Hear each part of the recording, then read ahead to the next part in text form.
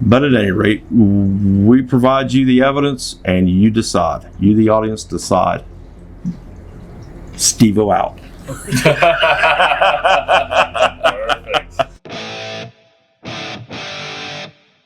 Ooh.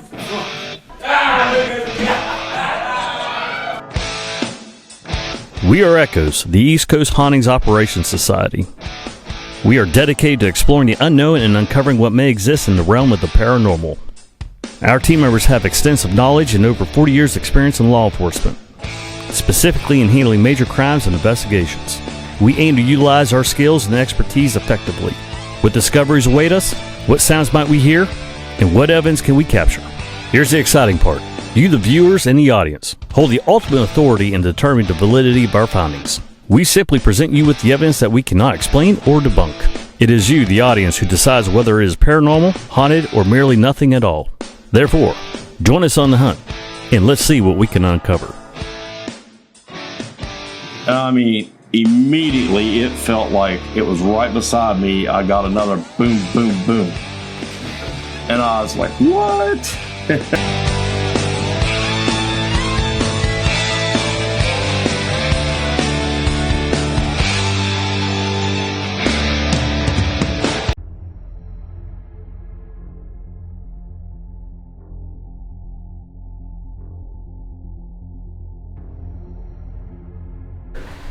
And this takes us into what we call the dungeon.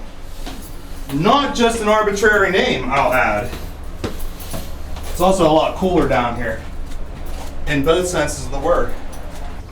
The second thing I remember about Greene County was the dungeon area, basement. And in the basement was your typical basement. Dirt floors, rooms that had, instead of wooden frames, are framed with brick. It was dark, it was dusty. So this is the dungeon, again completed in 1887 along with the male and female wards above us.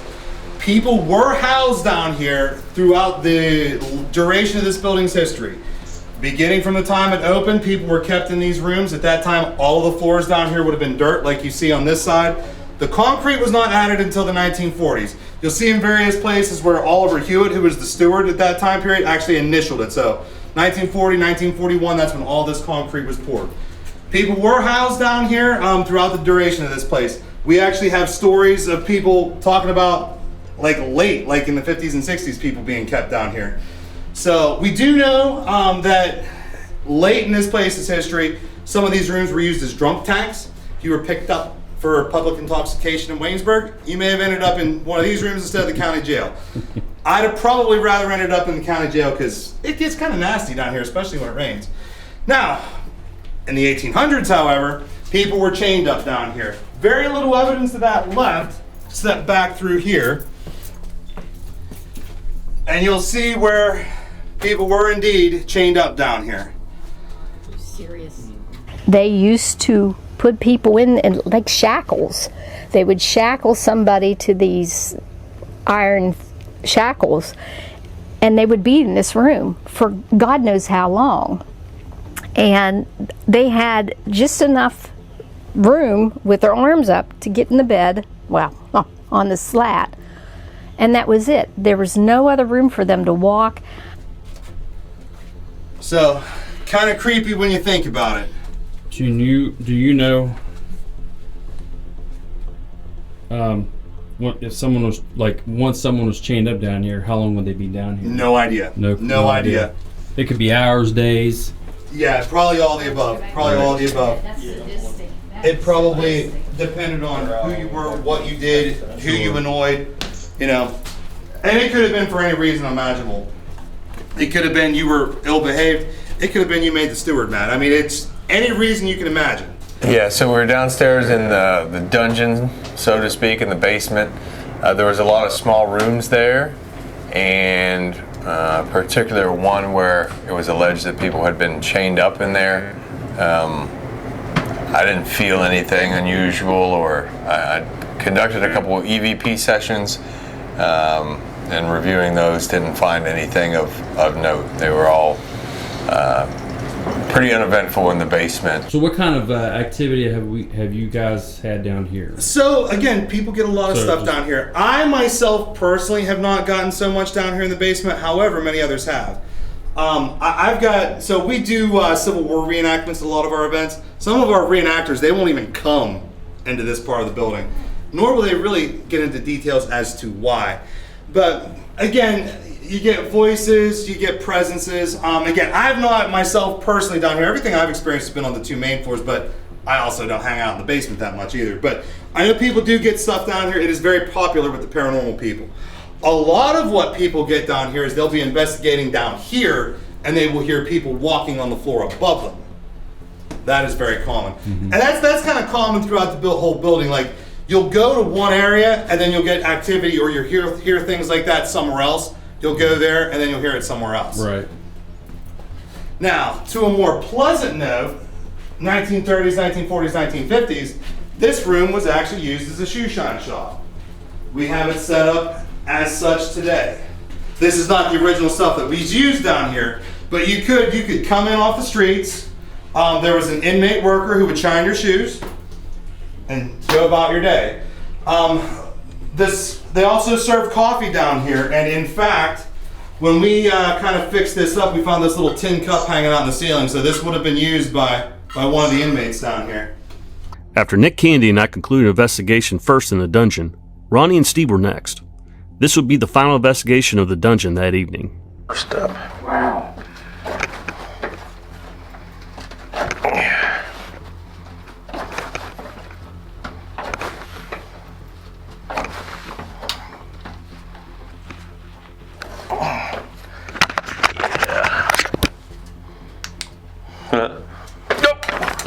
Hey, I found the last step.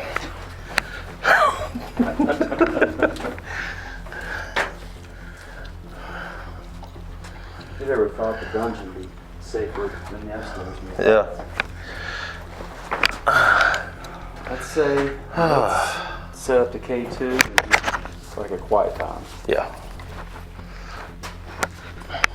Matt said a lot of investigators tend to get activity down here, so let's see what we can find.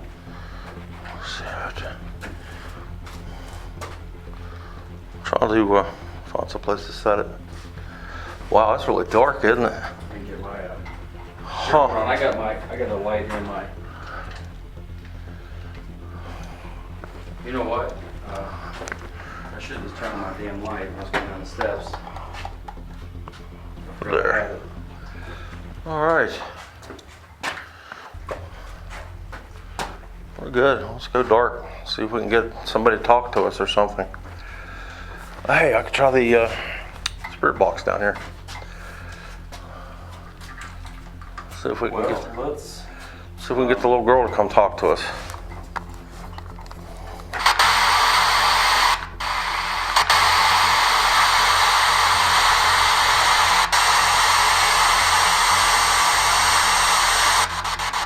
There we go. I keep hitting the wrong button on it.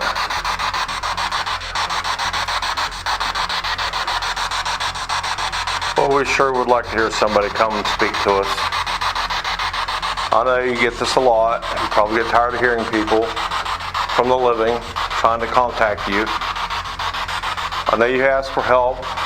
We've heard it several times, and there's nothing we can do for you.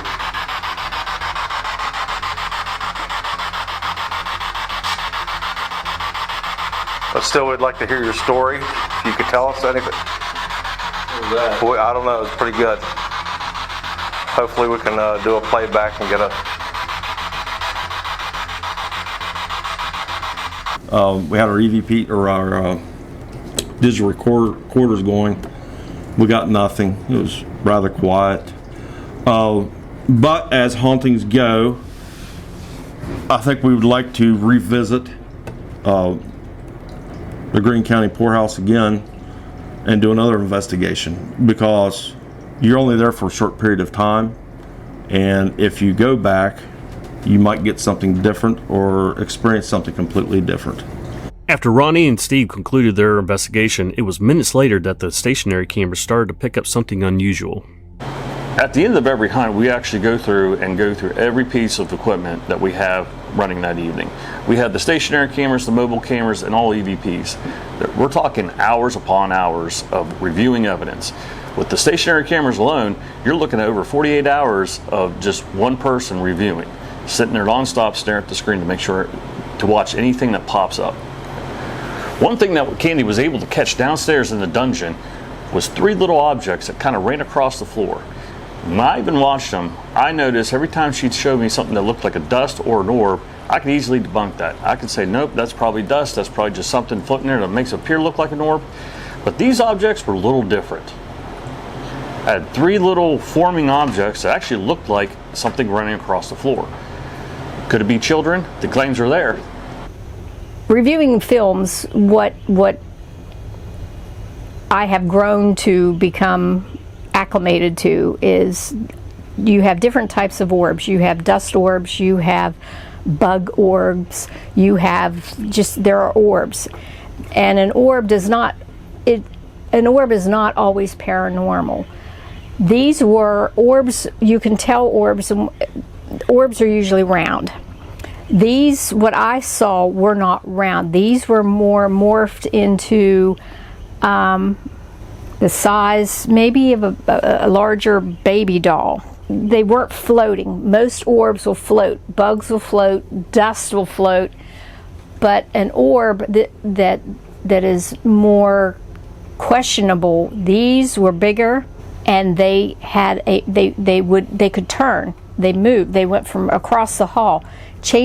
One would chase, the other chase, another third one would come out of another room, and they would run back and forth across the hallway into different rooms. When you review films like I have, orbs, those are not typical moves of orbs. Orbs do not chase each other like that. So that did kind of fall into maybe a little bit of what Matt was saying when people would hear about the children and running and all down in the basement. So later on in the evening, after we had concluded our EVP session in the basement or the dungeon, one of the stationaries caught some pretty cool, I would call them apparitions that we were unable to debunk, that were traveling side to side almost out of it's a long corridor with small doors that go into kind of like cellar rooms, and there may be 8 of them down there, and there's doors across the hallway. It appears as there's movement, not full body adult, potentially maybe children, probably like toddler size. You can see moving side to side in that clip. That was a pretty interesting find, and we were unable to debunk it or really find out anything that would cause motion like that on that stationary camera. If we had heard children's voices, that would be a little bit concerning, but due to the history, there were children on the property. But there were 2 videos that we captured that night. They were on stationary cameras, and it was down in the basement or the dungeon, as they call it. There was 2 separate occasions where we caught what appeared to be apparitions of small children running from like right to left or left to right. I couldn't debunk it. Really have no actual explanation for it, but it was an interesting find to see what appeared to us, apparitions of small children running. And what's funny about that is we were also told prior to our investigation that there had been noise associated with children or children playing in the basement of the property. So to kind of match that up with things that we can't explain in the basement later on in the evening is pretty incredible.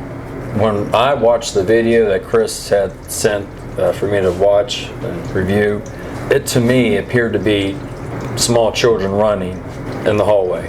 And at one point I took like a still picture of the video with my phone, and I zoomed in on the picture. It has the character and definition and appearance of a small child. You could argue maybe it's pixelation or something, but you watch the video live, it looks like to me, small children running in the hallway.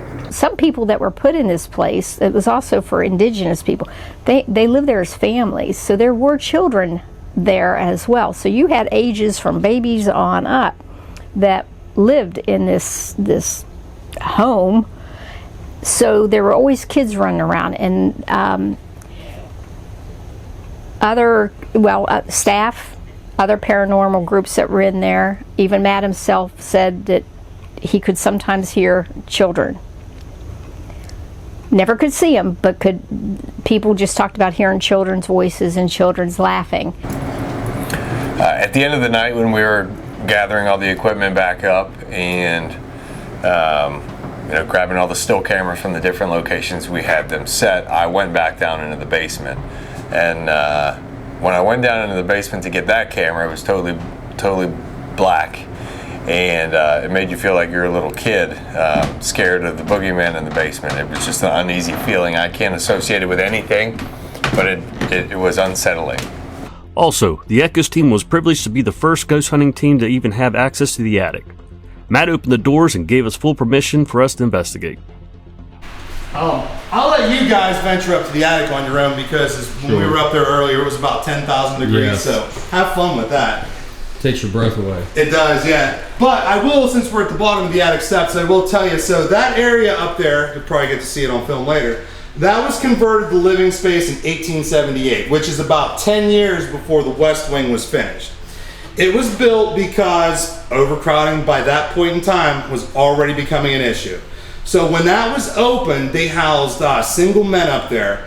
We have written accounts from that time period that describe it as a black hole of Calcutta. It has one window at the end that was never designed to open. There were 8 double beds lined up against one wall, and 16 guys lived up there. And you guys were up there. It's July right now. It's unbearably hot up there. Imagine being up there with 16 guys, and you would have probably been locked in there at night. So really unpleasant. Yes. Really unpleasant. So we were privileged enough to be the first paranormal team to do an investigation in the attic, and I'd like to thank Matt for that. It was in the summertime, so it was extremely hot.